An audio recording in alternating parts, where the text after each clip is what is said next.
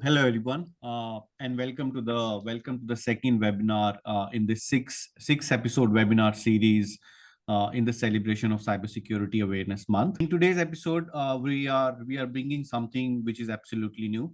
My colleague Irfan is our speaker for the day, and Irfan is going to talk about the recent data set that he just concluding. So the title of his data set is CICAPT-IIoT, a provenance-based APT attack dataset for IIoT environment. So before Irfan starts his webinar, his presentation, let me just give a very quick introduction to what Irfan is and what he does here at the institute. So Irfan holds a master degree in computer science at the University of New Brunswick, where his research focused on detecting advanced persistent threats, as we call them APTs, in industrial IoT system through provenance data analysis. As a research assistant at the Canadian Institute of Cybersecurity, he collaborated with National Research Council (NRC) on advancing IoT security using artificial intelligence. His thesis introduced CICA DA IIoT dataset and developed a self-supervised learning framework for APT detection. Irfan's expertise lie in cybersecurity and industry IoT security. So without any further ado, I will give the stage or the virtual stage to Irfan. Over to you, Irfan. And today I'm going to present our work on generating the CIC APT IoT dataset. It's a provenance-based APT dataset for IoT environment. So this is the outline of our presentation. We first begin with some introduction, then we go to a little bit of background on the dataset and the core concepts.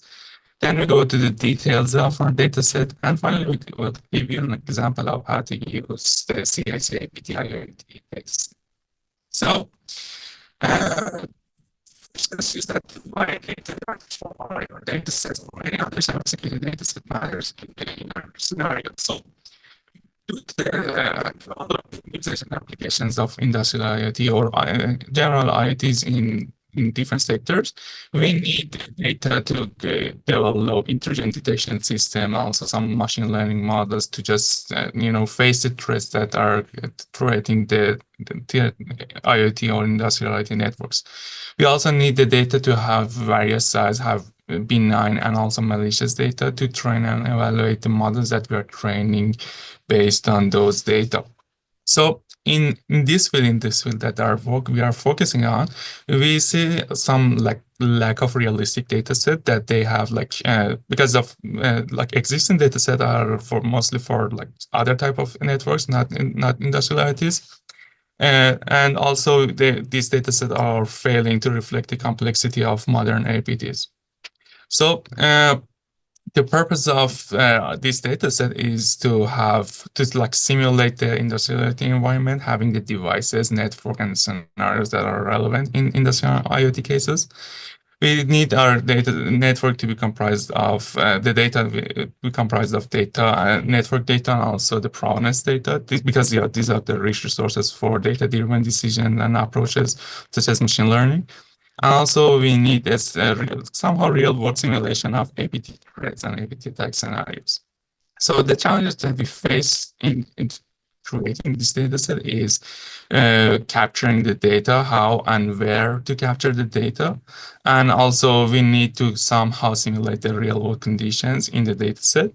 And we need to ensure that our data set and the data that we are collecting has a good quality for the researchers.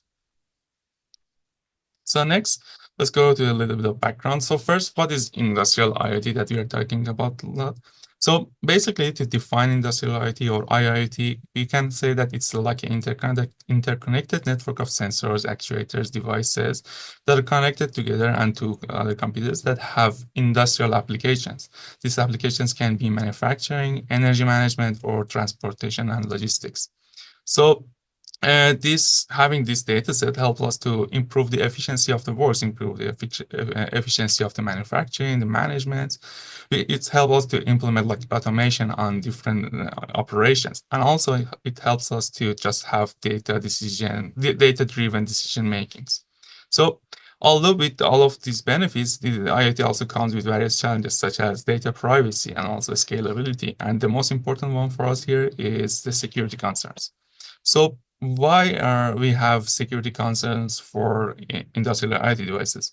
Because as I said, these devices, these networks are integrated with very important and critical infrastructure, such as, I don't know, power plants and manufacturing companies. So as they are integrated into this critical infrastructure, attacking them and threatening them has higher impact than to normal computers. Some examples of this type of breaches, this type of attacks can be like Stuxnet that targeted nuclear power plant, and also the attacks on Ukrainian power grid that happened in 2016. These type of attacks are usually called APTs or advanced persistent threats. So what are these APTs that we're talking about?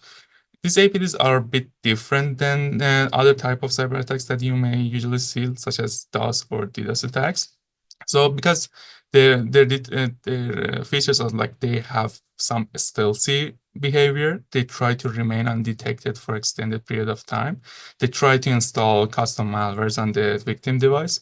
We call them advanced because they have access to a full spectrum of intelligence gathering techniques and operations. They are usually state-sponsored, meaning that a big state or like an organization is supporting and funding those groups. And they're persistent. They're not just trying to target anything that they can, but they have specific objectives, and they're not opportunistically seeking some information from any device that they can have.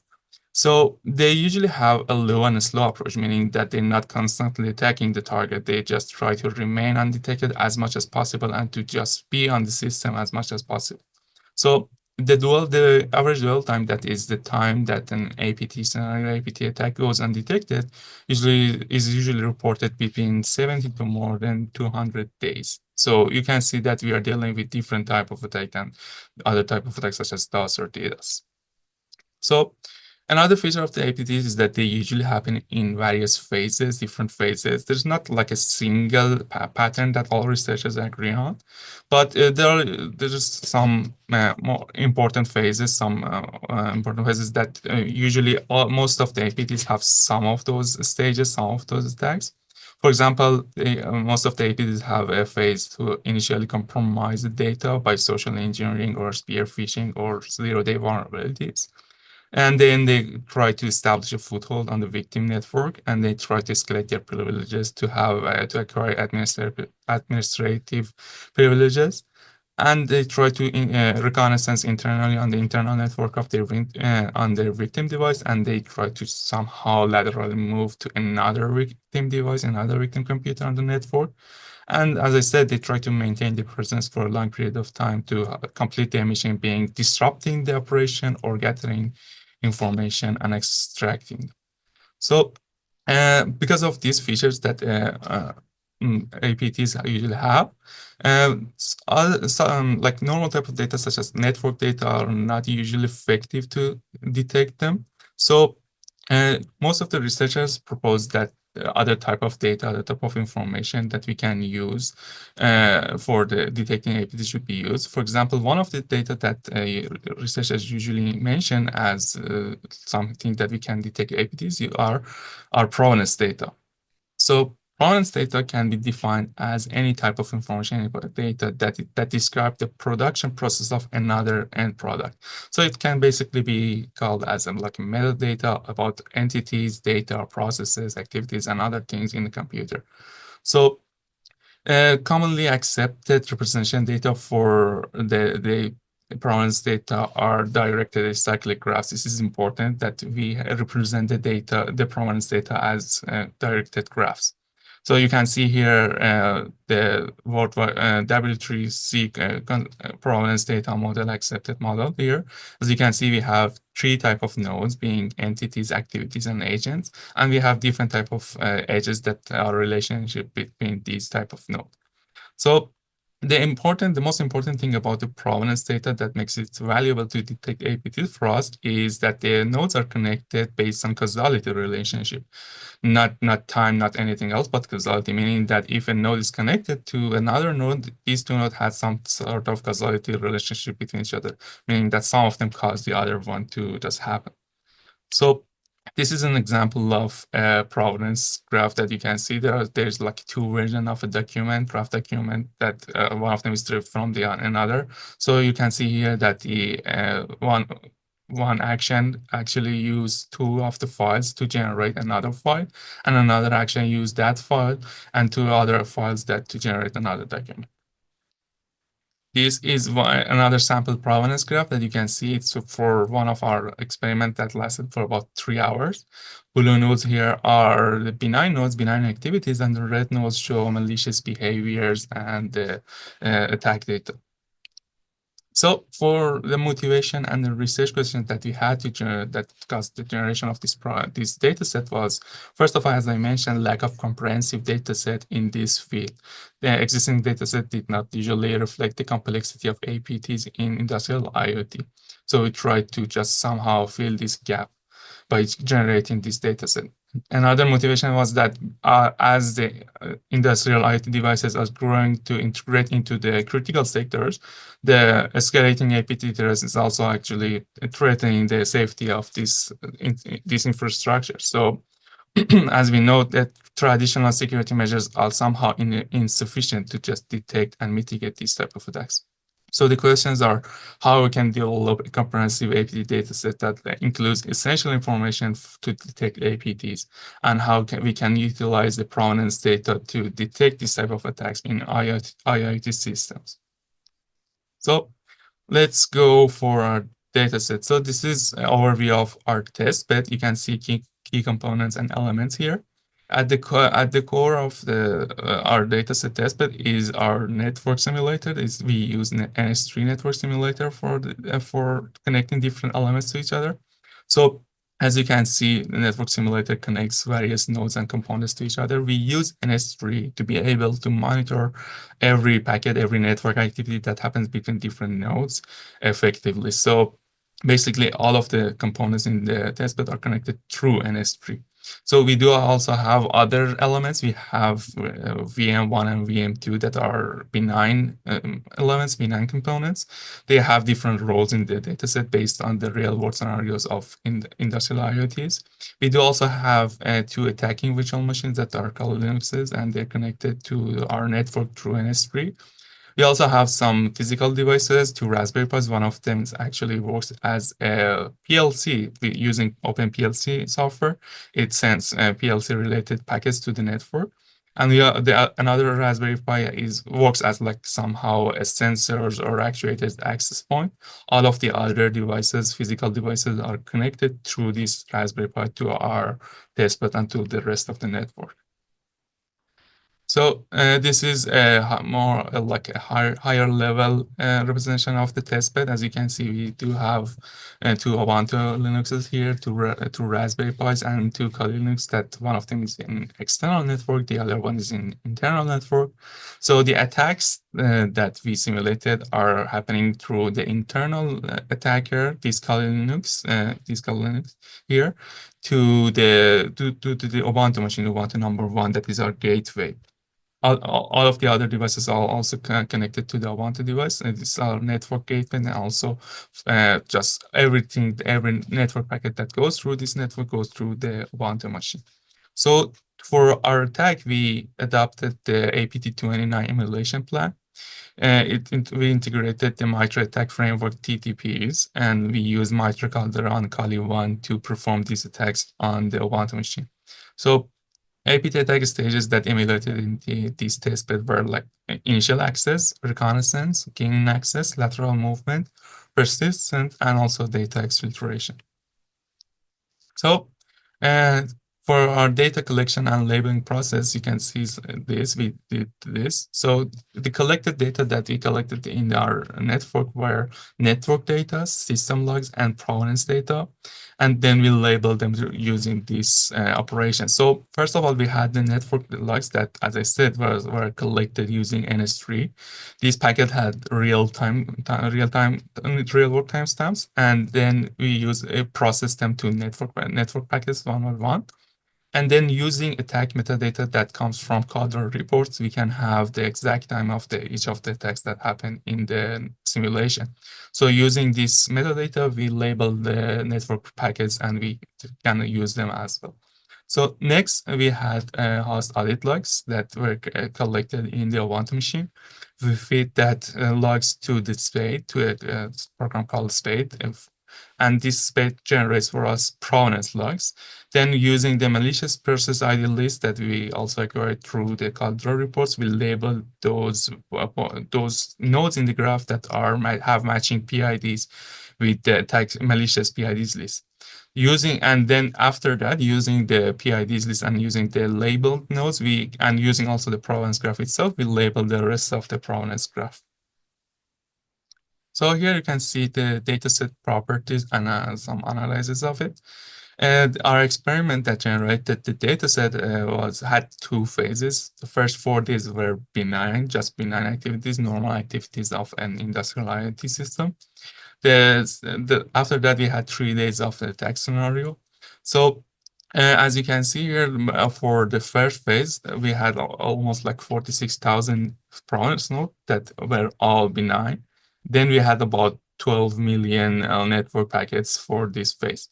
And for the phase 2, we had about 53,000 nodes and 9.5 million packets. So as you can see, the total number of the attack nodes, total number of the nodes that were labeled as malicious, well, about 330. So the dataset is highly imbalanced in this scenario. And this is actually the case that's happening in the APT scenarios, because you are facing a threat that just do something every 3, 4, 5, 10 days. So it's natural and it's perfectly normal for it to be imbalanced like this.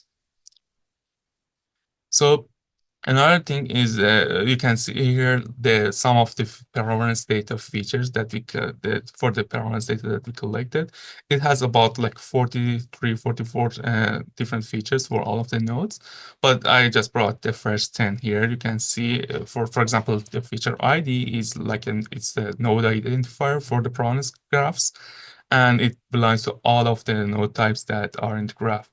And you can see, for example, the features from or to are for the edges, or for example, feature UID or user ID is for the process nodes in the graph. Here you can see an example of how this provenance graph actually looked like. It's like a small part of the provenance graph. I just got it to just show it here. You can see we have different artifact type nodes and that are connected to a process type node. And each of these node types have their own type of information and details and features, and that can be used to detect normal or anormal activities in the dataset.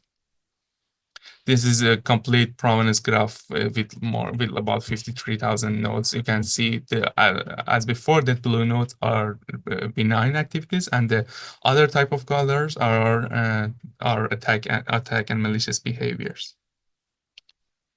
Here you can see in this table, you can see comparison of this dataset with the existing dataset. We do have very good dataset and complete dataset in the literature that researchers used, but for our scenario that is detecting APTs in industrial IoT settings, we didn't find any suitable dataset with any comprehensive dataset, so we generated our own dataset. And also our dataset has a complete chain of attacks for an APT scenario, establishing foothold, collection, data exfiltration, command and control, persistence, discovery, credential access, lateral movement, and defense evasion. So let's go to like a short example of how we can actually use CICAPT-IIoT dataset for our research. So what we can do, I'm just using, in this example, I'm just using the provenance graph part of the data. You can use the network data as other data sets. So first we need some data cleaning on the data set because it's based on real world events. So you can use the data cleaning. And there are different node types and edge types. We have 6 different node types and 4 different edge types. So basically we do have like 2 major node types being processes and artifacts, but artifacts themselves have 5 different subtypes. So in total we have 6 different node types in the provenance graph. And in total we have 4 different edge types that connects these type of nodes together. So for this example, I encoded 3 of the features of the provenance graph: pass feature, exec feature, and also name feature. After pre-processing them and also all of the other features that we're gonna use, we have a process data that is ready for the next step, that is node-to-wake based embeddings. So as I said, this provenance data is in form of graph, so you basically need some graph processing approach to deal with them and to feed them into the other type of machine learning models. So one of the most simplest embedding models that you can use is node-to-wake. So it's based on the word-to-wake technique. It uses some random walks on the graph and it deals with the graph as it is a homogeneous type of graph. Our provenance graph is not homogeneous, it's heterogeneous graph, but you can use this as a baseline approach. So for example, if you want to have random walks for node number 1 and 1 here, you can have like walks number 1, N1, N2, N3, and N5, and N1, N2, N5, and N6, and walk 3 now is N1, N4, N5, and 6. Then it feeds these random walks into a skip-ground model to generate node-to-wake based embeddings for each of the node in the graph. Although I also use another approach, a more complex approach for generating embedding based on self-supervised learning approaches, but I'm not going through this today just because the focus of this session is on the dataset, but just wanted you to know you can also use better approaches, more advanced approaches, and use the node-to-wake approach as the baseline. So to evaluate that, how effective was our node-to-wake approach, we used these settings. We had 10-fold cross-validation. We trained multiple machine learning models on the node embeddings, and we split the dataset into a 70-30 train test split. The evaluation methods that we used were binary classification, multi-class classification, and correlated attack stage classification. Binary classification only tells us that if this node embedding is benign or attack, not knowing which of the stages of attack this node belongs to. Multi-class classification does that, meaning that it gives us both the node is attack and also the subtype of the attack that node belongs to. And correlated attack stages, as you can remember, we had like 8 or 9 different sub-attacks, attack stages. So we correlated these attack stages together based on the meaning of them and based on the operation, and just we ran a classification on the correlated attack stages. So the important metric for us here are recall and F1 score. Because as you saw, the dataset was highly imbalanced, so accuracy could not perform, could not give us a good number that how effective was our model. So recall and F1 score is more important for us here. Recall gives us then how well model perform in detecting the attack nodes. And you can see some results here for binary and multi-class classification for different type of machine learning models. For example, XGBoost, Extra-trees, KNN, and so on. So as you can see, most of the accuracy numbers are very good, more than 99%. But the important factor for us here is recall, and then after that, F1 score. So having a recall score of 71%, meaning that the XGBoost model with using node-to-wake embedding was successful in detecting 70% of the attack. And also the other table provides us with the results of node-to-wake based multi-class classification, and the recall score actually dropped. That's not normal for the multi-class classification task, but still we have good recall scores compared to what it could be.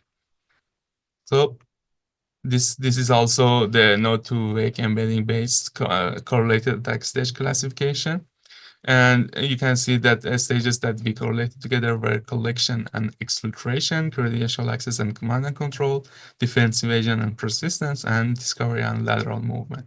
So here, recall scores are not that good. It shows us that it can be improved using more advanced techniques. As I said, we use no-to-wake embeddings here that are simple form of embeddings. So researchers that are going to work on this field and going to use data set can use these tables, and also these evaluations as their baseline to just evaluate how well the model perform in detecting the APTs in different scenarios and different evaluation metrics. So that was all for my presentation today. So if you have any question, I think you can type it here, and just Sumit will ask it for me, or you can just send your question to my email, and I'll be more than happy to answer your questions anytime. So thank you. Thank you, Irfan, for a wonderful presentation. Let us just see the chat box if we have some questions from our listener. It seems like we do have a bunch of them. So the first question is, what inspired the development of these data sets, and what were some of the challenge that you faced while working on this data set? Mhm. Thank you for the good question. So I mentioned some of the motivations for generating this data set. We were working on detecting APTs, especially in industrial IoT environment. And it was part of my master's thesis. I was working on it, and I saw that we do not have like a good and comprehensive data set that actually covers all of these fields, having APTs in them and being on the industrial IoT setting. So what I saw, and with just looking in the literature, what I saw that people were suggesting to use provenance data, and it was another important factor in detecting APTs. So we decided to generate the data set ourselves and then do the rest of the research using this data set. And some of the challenges were like some of the challenges that we had in generating the data set. I mentioned some of them during my presentation, but we try to have as real as possible, as simple, as similar to real world scenarios as possible for this data set. So generating finding a good test bed and adding different components that makes it similar to real world scenarios was part of our challenges.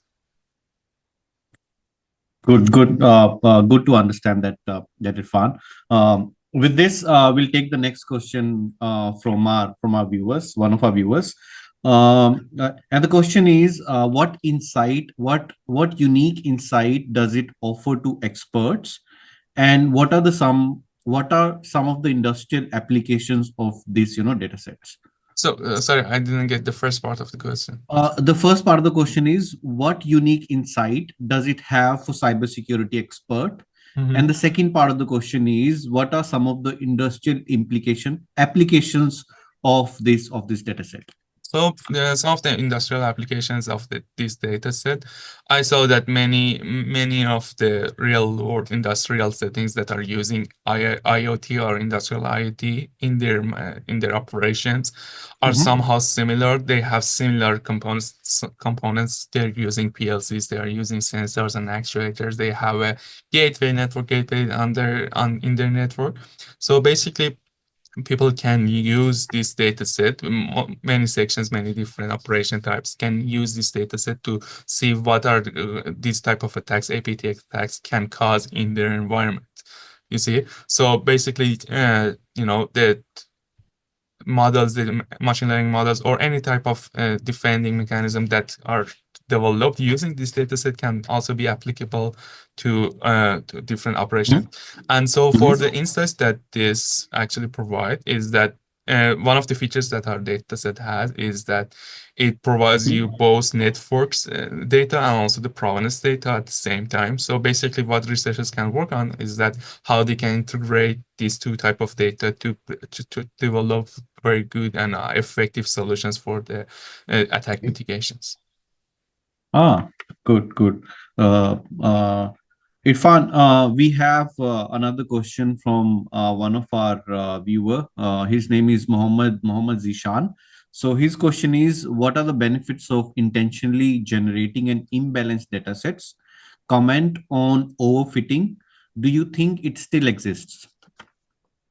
So it's a very good question. It's imbalanced. So we didn't intentionally generate an imbalanced data set, but the scenario that we actually simulated, the scenario that we had, it was caused the data set to be imbalanced. And also, as I said, it's like a part of a APT campaigns. It's part of the problem and challenge of detecting APTs, when you're dealing with an attack that actually does some like one operation, one task every 2, 3, 4, 7, 10 days, you're gonna have a very hard task to just detect that one operation. So the reason that we didn't use some oversampling or something like that techniques to just mitigate this data set imbalance problem was that this is actually what is happening when you are dealing with APTs. So people that are trying to develop a solution for this problem should deal with this data set imbalance thing. So yeah, that's it. And also for the overfitting and the other thing that it was mentioned. So yeah, that's another challenge when you're dealing with imbalanced data set. And for my own thesis, I tried to just tackle that in somehow. I use like a self-supervised learning approach to just mitigate these kinds of challenges. Good. Thank you for that. Thank Thank you you. for that, Irfan. It seems we are getting a lot of interest from our listeners, from your topic. So there's another question that I will just read out. What role does ML machine learning plays in analyzing data sets, and how you see application evolving as the IIoT continues to expand? So uh, so one of the important reasons that we developed this data set was to help the researchers that were trying to develop intrusion detection systems. And part of this intrusion detection system are those that are working with machine learning based models. So the reason that we tried to have the good quality data, good quality labeling schemes, and good quality like provenance data and network data separated. That was part of the reason for that was that we wanted to provide a good data, a good situation for the researchers that want to work on this data for their machine learning models. That was one of our goals for developing this data set. And the second question was on applications of this industrial IoTs, or? Yeah, the second part of the question was, how do you see application evolving as IIoT continues to expand? Yeah, so that's great. So industrial IoTs are actually expanding in use. So every day more manufacturing operations or other type of industrial operations are using industrial IoT, are using tiny devices to control their operation, to just make better decisions or other type of stuff that they want to do. So it's still one of the things that is more important to provide privacy and security for them, especially security concerns that we are focusing on. So I think with the expanding applications of industrial IoT devices and this being integrated into critical infrastructures, having this type of data set, like our data set, and developing some mitigation or detection methods, such as the one that I developed in my thesis, is very important to have a better usage and better applications of industrial IoT in the real world scenarios. Okay. Thank you. Thanks for sharing your insights, Irfan. Thank you. This brings to our last question that one of our viewer has asked. With so many techniques included in the dataset, can you elaborate on how these techniques represent the real world APT landscape in IIoT environment? So the techniques that we provided, that were provided in the dataset for the attack scenarios were based on based on a real world APT attack group called APT-29. So what we tried to do was to just simulate an attack scenario, an attack operation that is as similar as possible to a real world attack that actually sometimes targets infrastructure and targets systems and networks that are close to industrial IoTs. So that's why we chose the APT-29 attack group. That's why we simulated their attacks on our own data set.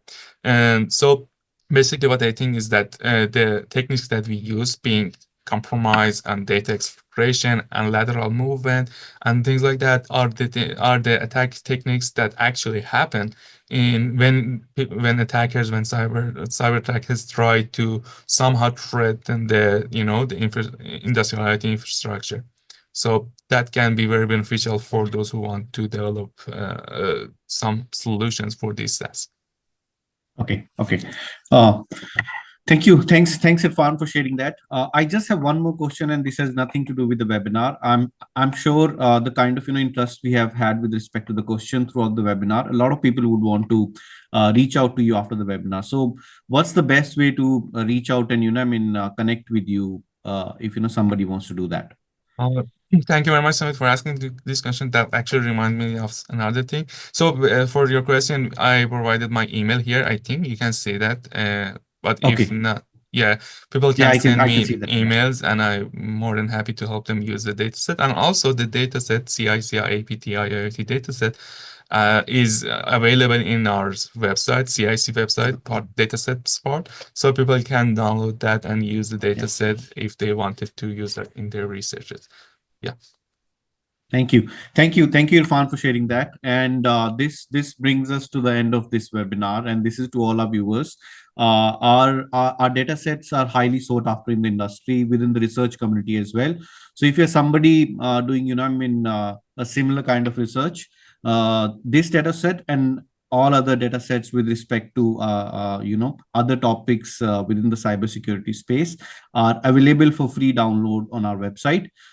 So thank you, Erfan, for your time and sharing your insight with us.